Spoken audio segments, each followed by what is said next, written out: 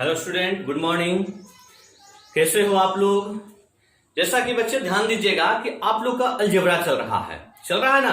Algebra आप लोग का हम समाप्त कर चुके हैं और अलजेब्रा में ही एक पॉइंट और आपका घातांक एवं करनी वो भी समाप्त हो गया। हम आपको पिछले क्लास में कह रहे थे, बताए थे आप लोग को कि आज का क्लास आपका क्वाड्रेटिक इक्वेशन हम स्टार्ट करेंगे। जैसा कि आप लोग ध्यान दीजिएगा कि आज हम क्वाड्रेटिक इक्वेशन स्टार्ट करने वाले हैं, जिसका पहला क्लास है क्वाड्रेटिक इक्वेशन यानी द्विघात समीकरण का आज पहला क्लास है। तो एक बात हमेशा ध्यान दीजिएगा सर कि जो भी क्लास में हम आपको लिखाएंगे बोर्ड पे, टोटल बातें आप लोग को अच्छे तरीके से नोट करना है, ठीक है।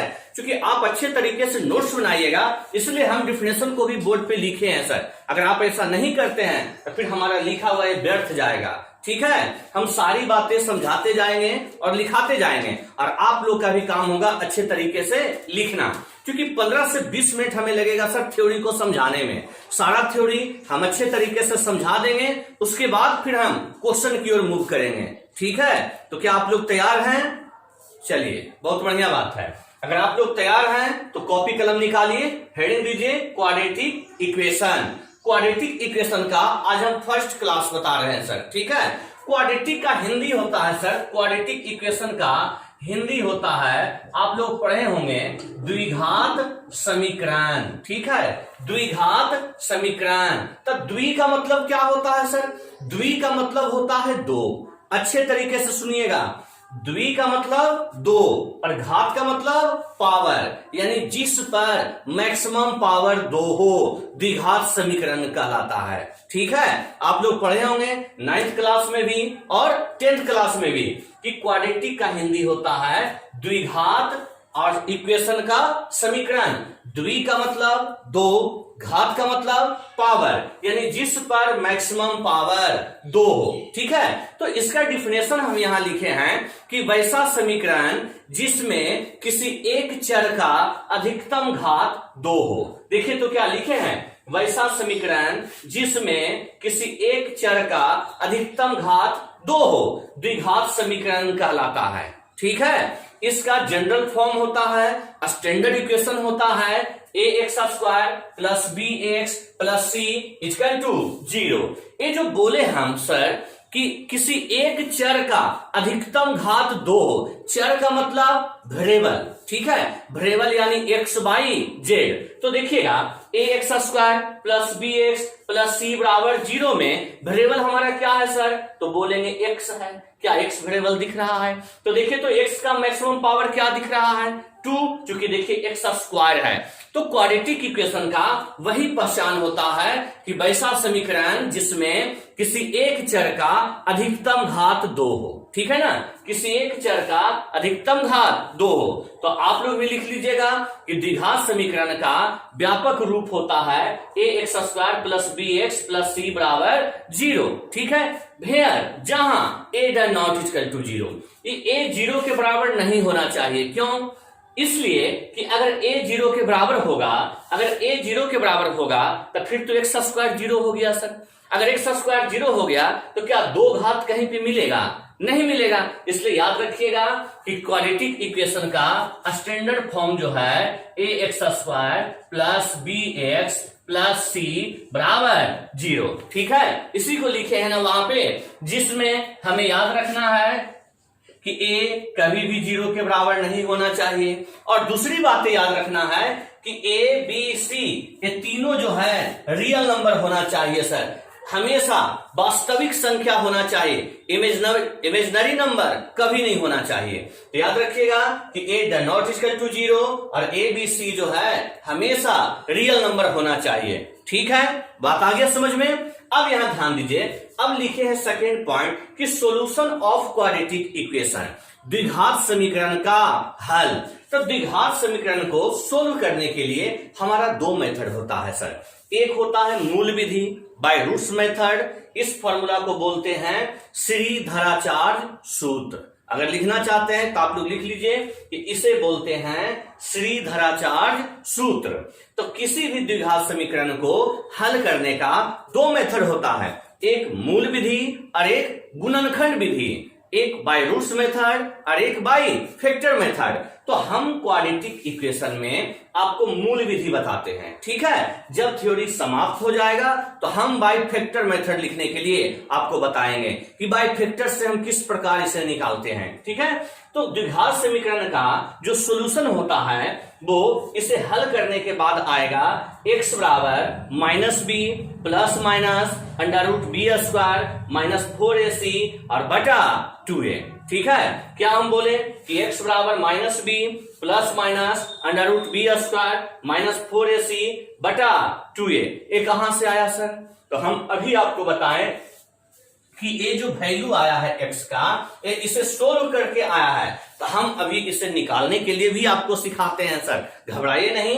ये आपका थोड़ा सा इंट्रोडक्शन था, डिफिनेशन था, इसे आप लोग नोट कर लीजिए। उसके बाद हम इस वैल्यू को निकालने के लिए सिखाएंगे। ठीक है ना, इसे आप लोग नोट कर लीजिए।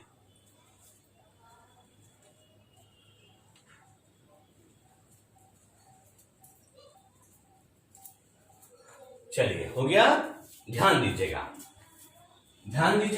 तो अभी हम क्या बताएं कि द्विघात समीकरण वैसा समीकरण जिसमें किसी एक चर का अधिकतम घात 2 हो, द्विघात समीकरण कहलाता है। ये ना बताया आपको, इसका व्यापक रूप ax square plus bx plus c बराबर 0 होता है, जहां a नॉट इक्वल टू 0 और a b c तीनों रियल नंबर होना चाहिए। क्या नोट कर लिए आप लोग? चलिए, बहुत बढ़िया। अब इसके बाद हम आपको बताएं कि द्विघात समीकरण का हल, कि किसी भी द्विघात समीकरण को हम किस फॉर्मूला से सोल्व करते हैं। ठीक है ना, तो ध्यान दीजिएगा। अगर हमारा कोई क्वाड्रेटिक इक्वेशन हो ax square plus bx plus c बराबर 0, कोई क्वाड्रेटिक इक्वेशन है। अब हम इसे सोल्व करके x का मान निकालेंगे सर। तो देखिएगा ध्यान से, सबसे पहली बात कि जब इसे सोल्व करिएगा तो हम a से सभी में भाग लगाएंगे, सभी में a से भाग देंगे। तो a से भाग देंगे तो क्या x स्क्वायर बचेगा, a हमारा bx बटा a बचेगा, और a हमारा c बटा a बचेगा, और इक्वल टू 0 बचेगा। हम सभी में कितने से भाग दिए? a से भाग दिए। ठीक है, अब a से भाग देने के बाद हमें इस क्वेश्चन को इस प्रकार तोड़ना है कि हमें होल स्क्वायर का रूप बन जाए, होल स्क्वायर का रूप बन जाए। देखिए तो क्या हम इसको ऐसा लिख सकते हैं, हम x स्क्वायर प्लस bx बटा a को इधर रहने देते हैं और c बटा a को हम उधर भेज देते हैं। ठीक है ना, अब इसे प्रूफ कर रहे हैं सर, तो ध्यान दीजिएगा। अब इस इक्वेशन में आप करिएगा क्या, वो ध्यान दीजिएगा कि x स्क्वायर प्लस a जो हमारा वैल्यू है bx बटा a, इसमें 2 से गुना कर दीजिए सर और 2 से भाग दे दीजिए। ठीक है ना, 2 से गुना कर दिए और 2 से भाग दे दिए। उसके बाद इसी में हम b बटा 2a का होल स्क्वायर खुद से जोड़ देते हैं। क्यों ऐसा कर रहे हैं? अगर यह प्रक्रिया करेंगे तो यह a प्लस बी का होल स्क्वायर बनाएगा। देखिएगा सर, क्या हम इसे लिख सकते हैं कि x प्लस b बटा 2a का होल स्क्वायर। देखिए तो ध्यान से, हम इधर भी लिखेंगे, पहले इधर समझिए।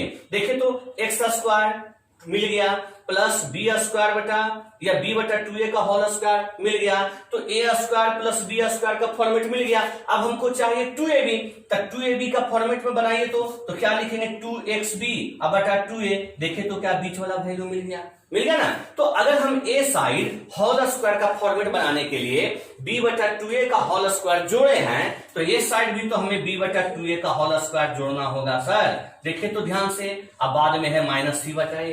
क्या हम ऐसा करेंगे? देखिए ध्यान से करेंगे, क्योंकि दोनों तरफ जोड़ेंगे तभी तो कटकर हमारा वापस इक्वेशन बचेगा। सेम अब इधर हम इसको लिख सकते हैं कि b स्क्वायर बटा 4a स्क्वायर अब माइनस c बटा a। क्या ऐसा लिख सकते हैं? देखिए तो ध्यान से। अब अगले स्टेप में हम क्या करेंगे सर, ध्यान दीजिएगा कि हम x प्लस b बटा 2a का होल स्क्वायर रहने देते हैं। ठीक है, यहां देखिए तो सर एलसीएम कितना होगा, तो बोलिएगा 4a स्क्वायर। अगर एलसीएम 4a स्क्वायर होगा तो वहां तो बच गया हमारा b स्क्वायर, बच गया ना। यहां देखिए a है सर, तो यहां एलसीएम ले लिए 4a स्क्वायर, तो यहां b स्क्वायर माइनस 4ac बचेगा। देखिए तो क्या लिख सकते हैं। अब अगले स्टेप में अगर हम स्क्वायर को हटा दें तो x प्लस b बटा 2a बराबर, अगर स्क्वायर को हटाएंगे तो क्या उधर रूट लगेगा, जब रूट लगेगा तो हमारा वैल्यू निकल कर आएगा plus minus under root b square minus 4ac और बटा, ध्यान दीजिएगा सर, बटा 4a स्क्वायर का वर्गमूल क्या निकल के आएगा 2a। क्या हम इसको ऐसा लिख सकते हैं?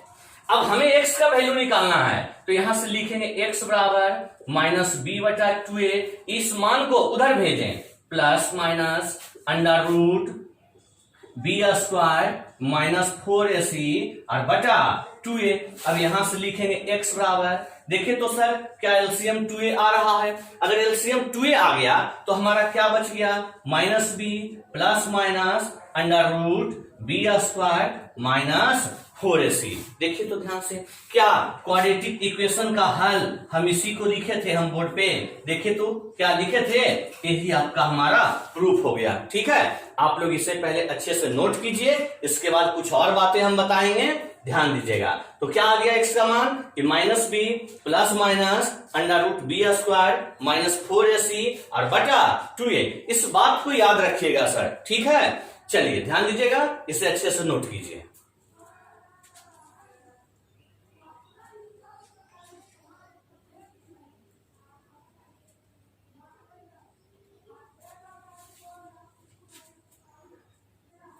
चलिए तो इसे उतार दिए आप लोग अच्छे तरीके से, ठीक है। देखिए कहीं पे भी अगर आपको समझने में दिक्कत लग रहा है तब वीडियो को रोक कर पीछे करके आप देख सकते हैं सर, ठीक है।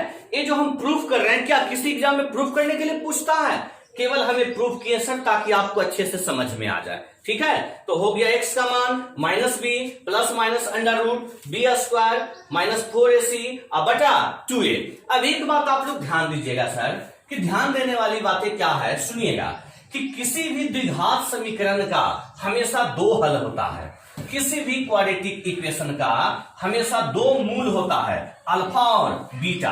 आप लोग पढ़े होंगे कि किसी भी क्वाड्रेटिक इक्वेशन का दो मूल होता है सर, अल्फा और बीटा। ये अल्फा और बीटा जो है ये दोनों का दोनों एक्स का ही मान होता है, एक्स का ही वैल्यू अल्फा भी है और एक्स का ही वैल्यू बीटा भी है। लेकिन अब जरा ध्यान दीजिएगा कि अल्फा और बीटा को अलग अलग किस प्रकार बांटेंगे, तो ध्यान दीजिएगा सर कि हमारा किसी भी द्विघात समीकरण का दो मूल अल्फा और बीटा होता है। तो लिखिएगा कि अल्फा बराबर होता है minus b plus under root b square minus 4ac बटा 2a, ठीक है।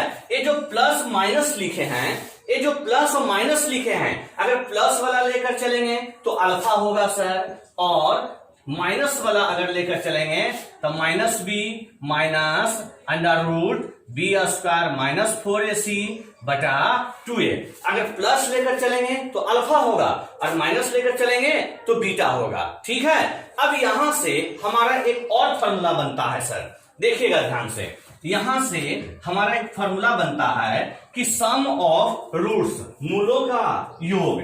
यहां से एक फॉर्मूला बनता है हमारा कि सम ऑफ रूट्स, ठीक है, मूलों का योग। तो आप लोग पढ़े होंगे कि मूलों का योग होता है माइनस बी बटा ए, मूलों का योग होता है माइनस बी बटा ए। लेकिन जरा बताइएगा सर कि यह मूलों का योग माइनस बी बटा ए कहां से आ गया, तो हम इसे भी प्रूफ करते हैं। तो ये सेकेंड पॉइंट में हो गया, ये जो लिखे हैं ये सेकेंड पॉइंट में हो गया। फर्स्ट पॉइंट में क्या निकला, द्विघात समीकरण का हल x बराबर minus b plus minus under root b square minus 4ac बटा 2a, ये हो गया पहला पॉइंट। दूसरा पॉइंट है सम ऑफ रूट्स, मूलों का योग, अल्फा प्लस बीटा बराबर माइनस बी बटा ए। हम जो भी पॉइंट लिखेंगे सर हम उसे प्रूफ करते जाएंगे ताकि कोई कंफ्यूजन आपको ना हो। तो देखिएगा जरा ध्यान से कि मूलों का योग ये कहां से आ रहा है, जरा ध्यान दीजिएगा सर कि हम बोले कि मूलों का योग अल्फा प्लस बीटा, तब दोनों इक्वेशन को जोड़िए। तो किस प्रकार जोड़ेंगे, तो देखिएगा ये जो बटा है, क्या ये बटा टोटल पे है सर, हम इसको लिख सकते हैं कि माइनस बी बटा 2a अब plus under root b square minus 4ac बटा 2a, क्या लिख सकते हैं, ये पूरा हो गया किसका वैल्यू, अल्फा का। उसी प्रकार जोड़ बीटा का, तो बीटा का तो ये भी तो टोटल पे बटा है ना टोटल पे, तो इसे भी तो अलग अलग कर सकते हैं। तो क्या लिखेंगे सर, माइनस बी बटा 2a, तो अब ये प्लस नहीं रहा, अब ये क्या बन गया माइनस, तो लिखेंगे माइनस बी बटा 2a। अब ये माइनस लिख दिए तो क्या यहाँ माइनस लिखना जरूरी है? वही माइनस में यहाँ माइनस हो गया, प्लस इंटू माइनस माइनस। अब ये क्या था सर? माइनस, ध्यान दीजिएगा ये क्या था? माइनस। तो लिखेंगे minus under root b square minus 4ac बटा 2a। ठीक है, अब हम क्या देख रहे हैं? तो ध्यान दीजिएगा कि अब हम देख रहे हैं कि दोनों मान कट गया, ये दोनों मान कट गया तो क्या बच गया सर? मूलों का योग। तो देखिए तो ध्यान से, हमारा बच गया माइनस बी बटा 2a और माइनस बी बटा 2a। अगर हम एलसीएम लेते हैं यहां से 2a तो बच गया माइनस बी और माइनस बी, तो यहां से क्या बच गया सर? कि माइनस बी बटा 2a। अगर 2 से 2 कट गया तो देखिए तो ध्यान से, हमारा मूलों का योग अल्फा प्लस बीटा बराबर माइनस बी बटा ए क्या निकल कर नहीं आ गया? आ गया ना? तो आप लोग पढ़े होंगे कि मूलों का योग होता है माइनस बी बटा ए। देखिए तो क्या वही वैल्यू आ गया? आ गया वही वैल्यू। आप लोग इसे भी अच्छे प्रकार नोट कीजिए। इसके बाद हम बताएंगे प्रोडक्ट ऑफ रूट्स, मूलों का गुणनफल। तो इससे पहले आप लोग अच्छे प्रकार नोट कर लें।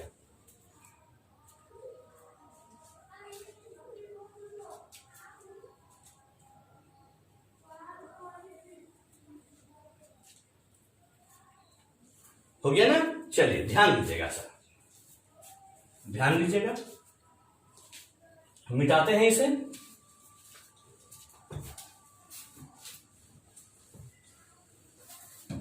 तो ये था sir product sum of root, sum of roots. अब चलेंगे फिर से पॉइंट बदलिए, प्रोडक्ट ऑफ रूट्स।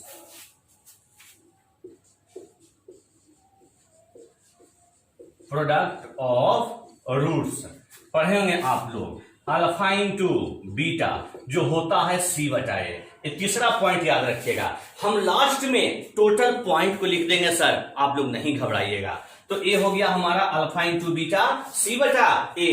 अब जरा ध्यान दीजिएगा कि जो वैल्यू पढ़ते हैं कि मूलों का गुणनफल सी बटा ए, ये वैल्यू कहां से आया? तो हम उसे भी प्रूफ कर देते हैं जिस प्रकार अभी प्रूफ किए कि देखिए तो ध्यान से, अगर अल्फा इंटू बीटा आप निकाल रहे हैं तो अल्फा का वैल्यू अभी हम क्या बताएं कि बटा जो 2a है, ये बटा जो 2a है, क्या दोनों को हम अलग अलग लिख सकते हैं सर? इस प्रकार कि माइनस बी बटा 2a, इस प्रकार इतना बटा 2a लिख सकते हैं। हम इसे भी तो लिख सकते हैं ना। चलिए, क्योंकि हम अभी इसमें यूज किए हैं सर, इससे पहले वाले में, क्या हम इसको इस प्रकार रहने दें? कोई दिक्कत है आपको? देखिए तो कोई दिक्कत है इसमें? ये भी देखिए यहां से हटाकर यहां कर दिए, लिख सकते हैं ना। अब दोनों वैल्यू को पुट करिए सर। तो देखिए दोनों वैल्यू को पुट करते हैं तो अल्फा का वैल्यू माइनस बी बटा 2a plus under root b square minus 4ac बटा 2a। ये पूरा हो गया किसका मान? अल्फा का मान, अल्फा का। अब बीटा का मान तो माइनस बी बटा 2a minus under root b square minus 4ac बटा 2a। देखिए तो ध्यान से, अब यही दोनों को गुना करेंगे सर, यही दोनों को गुना करेंगे तो हमारा सी बटा ए निकल कर आएगा। यही दोनों का गुना, देखिएगा ध्यान से। अब ध्यान से इसको देखिए और बताइए सर, अगर पूरे को ए और पूरे को बी बोले तो ए प्लस बी इंटू ए माइनस बी के फॉर्म में है। तो ए प्लस बी इंटू ए माइनस बी बराबर क्या जानते हैं? ए स्क्वायर माइनस बी स्क्वायर। तो देखिएगा ए स्क्वायर तो लिखेंगे माइनस बी बटा 2a का स्क्वायर, लिखेंगे ना। अगर हम बातें प्रूफ कर रहे हैं तो प्रूफ वाले में शॉर्ट क्यों लिखे सर? हम प्रूफ वाले में पूरा डिटेल लिखेंगे, ठीक है। चलिए, तो ए स्क्वायर और माइनस बी स्क्वायर, तो लिखेंगे बी स्क्वायर माइनस 4ac बटा 2a का होल स्क्वायर, क्या लिख दिए। अब जरा ध्यान दीजिए, किसको स्क्वायर करेंगे तो ये बन गया बी स्क्वायर बटा 4a स्क्वायर, और इसको स्क्वायर करेंगे तो रूट हट गया तो बी स्क्वायर माइनस 4ac बटा 4a स्क्वायर, क्या लिखेंगे। अगले स्टेप में जरा ध्यान दीजिएगा, क्योंकि इधर ज्यादा जाएगा तो दिखेगा नहीं आप लोग को, हम यहां कर देते हैं, ठीक है। अगले स्टेप में अगर एलसीएम ले लें हम 4a स्क्वायर को, ठीक है ना। तो अगर 4a स्क्वायर के एलसीएम ले तो यहां क्या बच गया sir? B square minus b square plus 4ac, क्या यही ना बचेगा। तो जरा देखिए तो ध्यान से, a plus b square minus b square रहा, देखिए तो आप एलसीएम देखिए तो ठीक से लेकर नहीं रहा। तो अब हमारा क्या बच गया सर? तो देख रहे हैं कि अब हमारा बच गया 4ac/4a²। देखिए तो 4 से 4 कट गया, a से एक a कट गया, तो कटने के बाद क्या c/a नहीं निकल कर आया? आया ना निकल कर? तो हमारा देखिए तो प्रूफ नहीं हो गया सर कि मूलों का गुणनफल प्रोडक्ट ऑफ रूट c/a होता है। देखिए तो क्या निकल कर आ गया? हम अभी तक 3 पॉइंट आपको बताएं। एक, द्विघात समीकरण का हल x बराबर, दूसरा कि x जो है दो वैल्यू है, दो रूट है, एक अल्फा और एक बीटा, बताए ना। उसके बाद हम प्रूफ किए कि इससे पहले सम ऑफ रूट मूलों का योग -b/a। अभी हम प्रूफ किए प्रोडक्ट ऑफ रूट मूलों का गुणनफल c/a। तो इसे भी आप लोग अच्छे से नोट कीजिए, फिर हम आगे चलते हैं।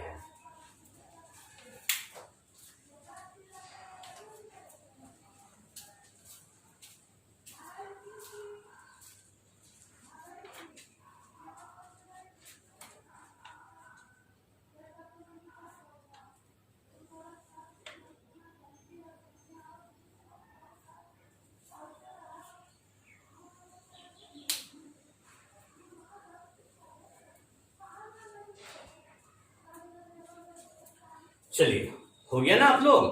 देखिए सर, अस्थिर से एकदम उतारिए, कोई दिक्कत नहीं है, कोई हड़बड़ाहट नहीं है, आप अच्छे से पढ़ें। तो 3 पॉइंट हो गया, ठीक है। एक द्विघात समीकरण का हल, एक मूलों का योग और एक मूलों का गुणनफल। अब आप लोग पढ़े होंगे सर एक और फॉर्मूला कि यदि द्विघात समीकरण का दोनों मूल हमें दिया हो तो क्या द्विघात समीकरण का इक्वेशन निकालने के लिए देता है सर? अगर दोनों मूल हमारा दिया हो तो इक्वेशन निकालने पे भी क्वेश्चन देता है। तो जरा देखिएगा, अब हम वो आपको बताते हैं। एकदम अस्थिर से आप लोग नोट्स बनाते जाइए। आज के क्लास में सारा थ्योरी हम आपको समझा देते हैं और कल के क्लास से फिर हम क्वेश्चन चलेंगे सर। जितना भी थ्योरी बताएंगे टोटल आप लोग अच्छे से याद करते जाइए, ठीक है ना। चलिए, तो 3 पॉइंट हो गया। चौथा पॉइंट जरा बताइएगा, अगर हमें अल्फा और बीटा, अगर अल्फा और बीटा हमें गिवन हो का मतलब क्या कि अल्फा और बीटा यदि हमें दिया हुआ हो तो हम पढ़े हैं द्विघात समीकरण बराबर x² माइनस, पढ़े हैं याद कीजिए, sum of roots into x plus product of roots equal to 0। समझ में आ रहा है बात? देखिए ध्यान से, x² माइनस ये जो लिखे हैं सम ऑफ रूट्स मतलब मूलों का योग। तब मूलों का योग क्या पढ़े हैं sir? Alpha plus beta into x, पढ़े हैं ना। और प्लस ये लिखे हैं प्रोडक्ट ऑफ रूट्स मतलब मूलों का गुणनफल, तो alpha into beta equal to 0।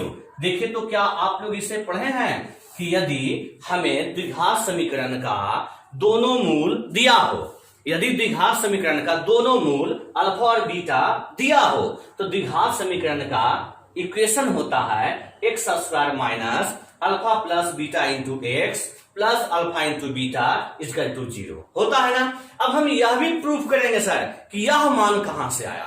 तो देखिएगा जरा ध्यान से, हम इसे प्रूफ करने वाले हैं, आप लोग ध्यान से देखिएगा। जरा बताइएगा सर, किसे जब हम प्रूफ कर रहे हैं तो बताइएगा कि किसी भी क्वाड्रेटिक इक्वेशन का स्टैंडर्ड फॉर्म क्या होता है? ax² plus bx plus c बराबर 0, यही होता है ना। ध्यान दीजिए, हम सभी में a से भाग देते हैं तो x² plus b/a into x plus c/a equal to 0 क्या लिख सकते हैं? अब इसको हम ऐसे लिखेंगे सर, x² माइनस प्लस है ना, माइनस लिख दिए और माइनस b/a को हम एक साथ कर दिए i into x, a b लिखे हैं सर, अच्छे से आप लोग भी लिख लीजिएगा, ए बी है, और प्लस c/a इक्वल टू 0 क्या हमेशा लिख सकते हैं। अब जरा हमको बताइएगा कि x² हो गया, ठीक है। आई माइनस b/a देखिए तो किसका फॉर्मूला था सर? तो बोलिएगा मूलों के योग का था ना। अरे c/a किसका फॉर्मूला था? तो कहिएगा मूलों का गुणनफल का, क्या था ना। तो देखिए तो ध्यान से, अगर हमें प्रूफ करना हो इस 2 लाइन में प्रूफ नहीं हो गया सर कि x² minus alpha plus beta into x plus alpha into beta equal to 0, ठीक है, ये प्रूफ हो गया। तो ये था सर हमारा चौथा पॉइंट। अब इसके बाद आपको समझाएंगे हम डिस्क्रिमिनांट, द्विघात समीकरण का विविक्तर या विवेचक। ठीक है, इसे आप लोग अच्छे से नोट कर लें।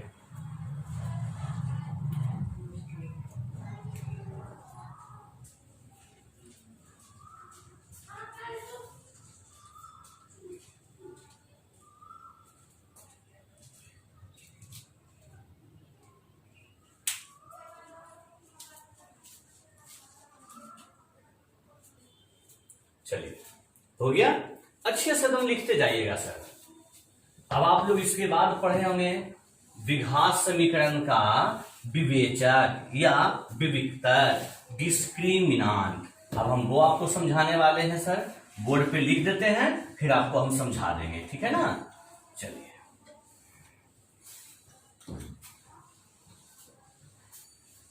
चलिए, तो आप लोग तैयार हो जाइए और हेडिंग दीजिएगा द्विघात समीकरण का विवेचक या विविक्तर। चलिए, तो आप लोग को हम बताएं कि नेक्स्ट पॉइंट हेडिंग दीजिएगा कि द्विघात समीकरण का विवेचक या विविक्तर, डिस्क्रिमिनांट। हम यहां लिख दिए हैं डिस्क्रिमिनांट। ठीक है, तो ध्यान दीजिएगा सर कि द्विघात समीकरण का विवेचक क्या होता है, तो क्या लिखे हैं देखिए, तो पढ़िए पहले, बाद में उतार लीजिएगा। लिखे हैं कि किसी द्विघात समीकरण ax² plus bx plus c बराबर 0 में, किसी द्विघात समीकरण ax² plus bx plus c बराबर 0 में b² माइनस 4ac का मान, ये जो देख रहे हैं b² माइनस 4ac का मान उस द्विघात समीकरण का विवेचक कहलाता है।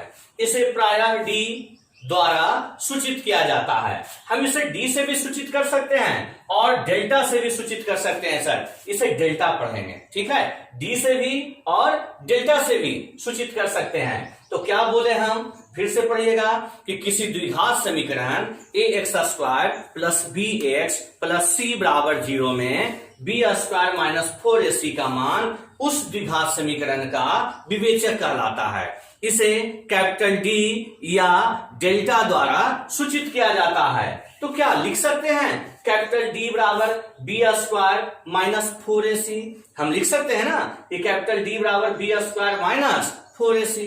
तो ये हो गया सर द्विघात समीकरण का विवेचक। ठीक है, नोट करिएगा, थोड़ा सा और समझ लीजिए। इसके बाद हम लिखे हैं नेक्स्ट पॉइंट कि नेचर ऑफ रूट्स, मूलों की प्रकृति, नेचर ऑफ रूट्स। तो देखिएगा ध्यान से, मूलों की प्रकृति यहां देखिएगा सर, कैसे पहचान होगा। पहला पॉइंट है इसमें, यदि d greater than 0, d greater than 0, d का मतलब क्या कि b² minus 4ac greater than 0, d का मतलब कि b² minus 4ac greater than 0। जब भी इसका मान 0 से बड़ा होगा तो मूल हमेशा वास्तविक और भिन्न भिन्न होगा। यहां देखिए लिख दिए हैं कि ऐसी स्थिति में मूल हमेशा वास्तविक तथा भिन्न भिन्न होगा। ठीक है, रियल एंड डिफरेंट होगा। दूसरा पॉइंट है, यदि d इक्वल टू 0, यानी b² माइनस 4ac का वैल्यू यदि 0 के बराबर हो जाए, तब ऐसी स्थिति में मूल हमेशा वास्तविक तथा समान होंगे, रियल एंड इक्वल। देखिए तो है, वास्तविक तथा समान होंगे। एक बात और ध्यान रख दीजिएगा सर, क्वाड्रेटिक इक्वेशन में हमें एक क्वेश्चन पढ़ना होता है परफेक्ट स्क्वायर का, परिपूर्ण वर्ग बनाने के लिए इस पर। ठीक है, तो जब भी परफेक्ट स्क्वायर का क्वेश्चन हो ना, तो d इक्वल टू 0 ही होता है। d इक्वल टू 0 वाले कंडीशन में ही इक्वेशन परफेक्ट स्क्वायर होता है। ठीक है, ये बात याद रखिएगा, हम एग्जांपल चलेंगे सर, टेंशन नहीं लेना है। तो तीसरा पॉइंट है ये। ठीक है, तीसरा पॉइंट कर रहा है कि यदि d लेस देन 0, तो d का मतलब b² माइनस 4ac, यानी b² माइनस 4ac का मान यदि 0 से छोटा हो जाए, तो 0 से छोटा का मतलब क्या, निगेटिव वैल्यू।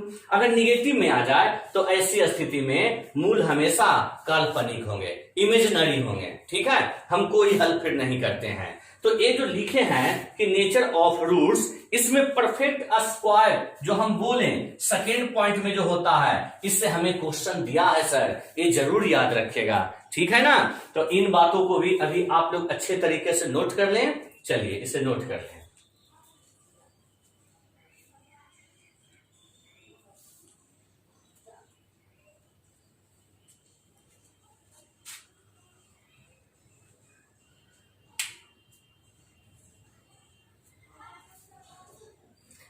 स्क्रीनशॉट ले लीजिए, बाद में नोट कर लीजिएगा, ठीक है। चलिए, तो ध्यान दीजिएगा, क्वाड्रेटिक इक्वेशन काफी बड़ा टॉपिक है सर, ठीक है ना, काफी बड़ा टॉपिक, लेकिन जो मेन पॉइंट होता है ऊपर ऊपर हम वो आपको केवल बता रहे हैं। क्योंकि ये डीपली जाइएगा सर तो क्लास 10th का बुक बना लीजिए, अगर आपको पूरा डिटेल में सीखना है तो क्लास 10th का बुक बना लीजिए, बहुत है वो। लेकिन हमें उतना नहीं जाना है सर, उतना डीपली नहीं जाना है, हमें मेन पॉइंट पे फोकस करना है और क्वेश्चन बनाना है।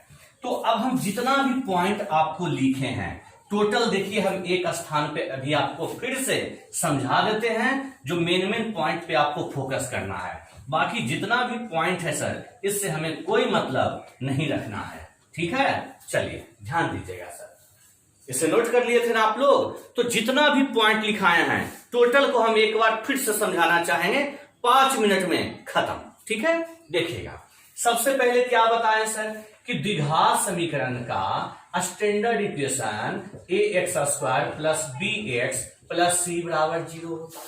क्या यही ना बताएं हम? फिर इसी में हम आपको बताएं कि a कभी भी 0 के बराबर नहीं होगा और a b c ये तीनों वैल्यू जो है रियल नंबर होना चाहिए, वास्तविक संख्या होना चाहिए, ये पहले बताएं, ठीक है।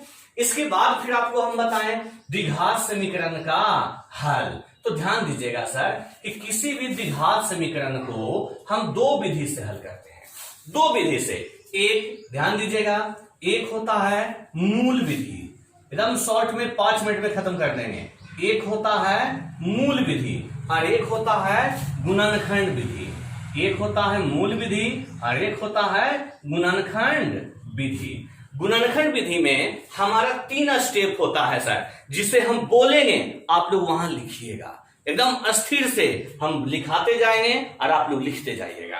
हम अभी मूल विधि पे चलते हैं। तो मूल विधि में आप पढ़ें कि x बराबर -b plus minus √b² minus 4ac बटा 2a होता है, पढ़े ना। इसमें भी क्या पढ़े कि ये जो वैल्यू होता है हमारा, ये 2 टुकड़ा में बटा होता है सर, एक होता है अल्फा और एक होता है बीटा। क्योंकि द्विघात समीकरण का 2 हल होता है, एक अल्फा और एक बीटा। तो अल्फा क्या होता है सर, वो देखिएगा, अल्फा होता है कि -b plus √b² minus 4ac बटा 2a।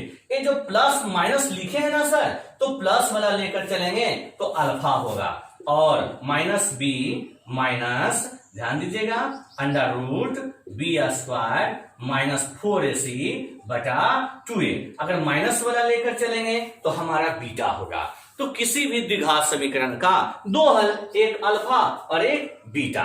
तो ये हो गया हमारा कौन सा विधि, ये हो गया सर जी मूल विधि। मूल विधि, ठीक है। इस फॉर्मूला को बोलते हैं श्रीधराचार्य सूत्र। अगर लिखना चाहते हैं तो लिख लीजिए श्रीधराचार्य सूत्र, ठीक है ना, श्रीधराचार्य सूत्र। तो ये तो हो गया मूल विधि से। अब आते हैं सर गुणनखंड विधि। गुणनखंड विधि, तो गुणनखंड विधि बताने के लिए हम 3 स्टेप समझाना चाहेंगे। 3 स्टेप हम बोलेंगे सर, आप लोग लिखते जाइएगा, स्टेप 1, स्टेप 2 और स्टेप 3। आप लोग अभी तीनों मत लिखिएगा एक साथ, बारी बारी से लिखिएगा, ठीक है। पहला स्टेप, जैसे हमारा कोई क्वाड्रेटिक इक्वेशन दिया रहे कि ax² plus bx plus c बराबर 0, ठीक है। तो मूल विधि से अगर हम सोल्व करते हैं, एकदम 5 मिनट कंसंट्रेशन बनाए रखें। जब मूल विधि से सोल्व करते हैं तो ये तो फॉर्मूला से होता है सर, होता है ना। गुणनखंड विधि में क्या होता है कि जब कोई क्वाड्रेटिक इक्वेशन हमारा दिया हो तो सबसे पहला स्टेप में कि सर्वप्रथम a तथा c को गुना करते हैं। आप लोग लिखिएगा सर, पहला स्टेप कि सर्वप्रथम a तथा c को गुना करते हैं, ठीक है। गुना करने के बाद इसका 2 वैसा गुणनखंड लेते हैं। लिखिएगा कि सर्वप्रथम a तथा c को गुना करते हैं। गुना करने के बाद इसका 2 वैसा गुणनखंड लेंगे, इसका 2 वैसा गुणनखंड लेंगे जिसको जोड़ने अथवा घटाने पर b प्राप्त हो जाए। लिखिएगा सर, फिर से मिलाइएगा। पहला स्टेप क्या बोले कि सर्वप्रथम ए तथा सी को गुना करते हैं, गुना करने के बाद इसका दो वैसा गुणनखंड लेंगे जिसको जोड़ने अथवा घटाने पर बी प्राप्त हो जाए। ठीक है, नोट हो गया। चलिए, जिसको जोड़ने अथवा घटाने पर बी प्राप्त हो जाए, तो ए तो हो गया सर हमारा पहला स्टेप, हो गया ना। लेकिन जरा बताइएगा कि अगर हम पहले स्टेप को केवल याद रखें कि ए तथा सी को गुना करते हैं, गुना करने के बाद इसका दो वैसा गुणनखंड लेंगे जिसको जोड़ने अथवा घटाने पर बी प्राप्त हो जाए, तो इतना से क्लियर नहीं होगा सर। क्यों नहीं होगा? कि किस इक्वेशन में जोड़ेंगे और किस इक्वेशन में घटाएंगे, अभी है ना थोड़ा सा पंगा। तो सेकेंड स्टेप आइए, सेकेंड स्टेप में लिखिएगा कि यदि ए तथा सी का चिन्ह, सेकेंड स्टेप में लिखना है यदि ए तथा सी का चिन्ह अलग अलग हो, यदि ए तथा सी का चिन्ह अलग अलग नहीं, पहले सेकंड बता रहे हैं ना, तो सेकंड में लिखिए यदि ए तथा सी का चिन्ह समान हो, यदि ए तथा सी का चिन्ह समान हो तब दोनों गुणनखंड का चिन्ह समान होना चाहिए। देखिए तो ध्यान से, ए तथा सी, अगर ए पॉजिटिव है तो सी भी पॉजिटिव होना चाहिए, अगर ए निगेटिव है तो सी भी निगेटिव होना चाहिए। ठीक है, तो फिर से मिलाइएगा कि यदि ए तथा सी का चिन्ह समान हो तब दोनों गुणनखंड का चिन्ह भी समान होना चाहिए, अर्थात दोनों को जोड़कर बी प्राप्त होना चाहिए। बात आ गया समझ में? कब जोड़ना है सर? कब जोड़ना है? जब ए तथा सी का चिन्ह समान हो तब जोड़ना है सर। ठीक है ना। तीसरा स्टेप आइए, तीसरा स्टेप में लिखिएगा कि यदि ए तथा सी का चिन्ह अलग अलग हो, अगर किन्हीं को लिखने में प्रॉब्लम हो रहा है तो वीडियो को आप रोक कर लिख सकते हैं सर, पीछे जाकर फिर से लिख सकते हैं। ठीक है ना। यदि ए तथा सी का चिन्ह अलग अलग हो, अगर ए तथा सी का चिन्ह अलग अलग हो तब दोनों गुणनखंड का चिन्ह अलग अलग होगा, अर्थात घटाकर बी प्राप्त होना चाहिए। यानी क्या समझे सर? अगर चिन्ह समान हो तो जोड़ेंगे, ए और सी का चिन्ह अलग अलग हो तो घटाएंगे। ठीक है ना, बात आ गया समझ में? चलिए नोट कर लीजिए आप लोग। अब जरा ध्यान दीजिएगा, साथ ही साथ नोट करते जाना है, उतारिए इसे तेजी में, क्योंकि जितना भी हम पढ़ाए हैं थोड़ा थोड़ा सा 2-2 मिनट में समझाते चले जाएंगे।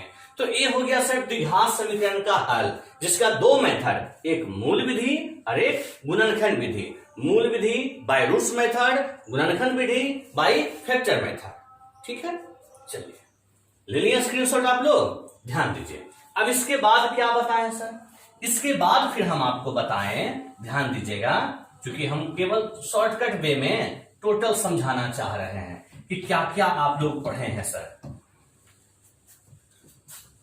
छोटा सा चैप्टर है, थोड़ा सा थ्योरी है, बस 5 मिनट केवल स्थिर से समझिए।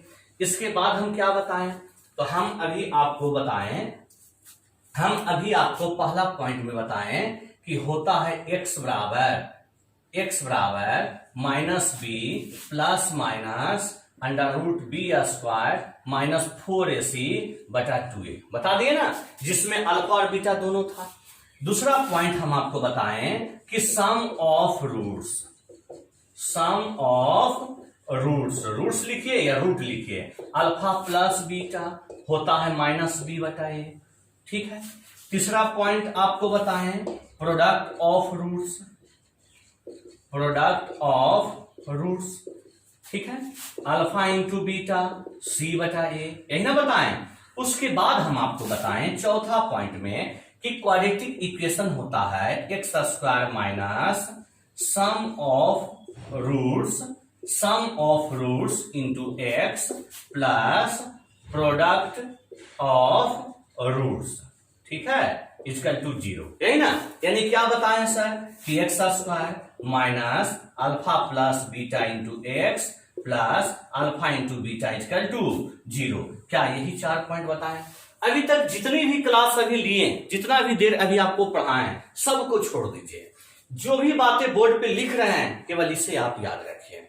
एक पॉइंट याद रखिएगा, 5वां नंबर पॉइंट काफी बढ़िया पॉइंट है कि यदि हमारा ए बराबर, कोई ए नहीं, अल्फा बराबर, यदि अल्फा बराबर ए प्लस, ठीक है ना, ए प्लस रूट बी कोई मूल हो, अगर एक मूल a प्लस रूट बी हो, हम यह भी कह सकते हैं, तो हमारा दूसरा मूल जो होगा सर वो a माइनस रूट बी होगा, जरूर याद रखिएगा। और यदि इस फॉर्म में ना होकर अल्फा बराबर हमारा a माइनस रूट बी अगर हो तो हमारा फिर बीटा हो जाएगा a प्लस रूट बी। ये जरूर याद रखिएगा सर। क्या बोले हम, फिर से मिलाइएगा कि अगर अल्फा बराबर कोई रूट हमारा दिया हो, a प्लस रूट बी के फॉर्म में कोई मूल दिया हो, तो बीटा होगा, दूसरा मूल होगा a माइनस रूट बी। और यदि अल्फा का मान a माइनस रूट बी के फॉर्म में दिया हो तो बीटा होगा a प्लस रूट बी। ठीक है ना। अब इसे आप लोग अच्छे से नोट कर लीजिए। अब इसके बाद ध्यान दीजिएगा, आप लोग नोट कर लिए ना। अब इस 5 पॉइंट के बाद छठा पॉइंट तो आपको हम अभी जस्ट समझाए ना सर कि डिस्क्रिमिनांट होता है d बराबर बी स्क्वायर माइनस 4ac। ये तो अभी जस्ट हम आपको समझाएं, ठीक है, जिसमें 3 कंडीशन बताए थे, नेचर ऑफ रूट्स बताए थे ना, तो आप वहां से देख लीजिएगा। ठीक है, तो सारा थ्योरी एकदम इजी वे में जिसका हमें जरूरत है सर, बस वही आपको हम लिखवाएं, एक्स्ट्रा हम समय बर्बाद आप लोग को नहीं किए। तो जितना भी थ्योरी हम आज के क्लास में आप लोग को बताए हैं, टोटल थ्योरी को आप अच्छे प्रकार पढ़ लीजिएगा, क्योंकि आज हम क्वेश्चन नहीं चलेंगे, हम पहले भी कह चुके हैं, आज केवल थ्योरी के लिए हम आपके सामने आए हैं। कल से हम इस पर क्वेश्चन चलेंगे सर, इसलिए जितना भी थ्योरी है टोटल को अच्छे तरीके से नोट कर ले। ठीक है, okay, bye bye, see you.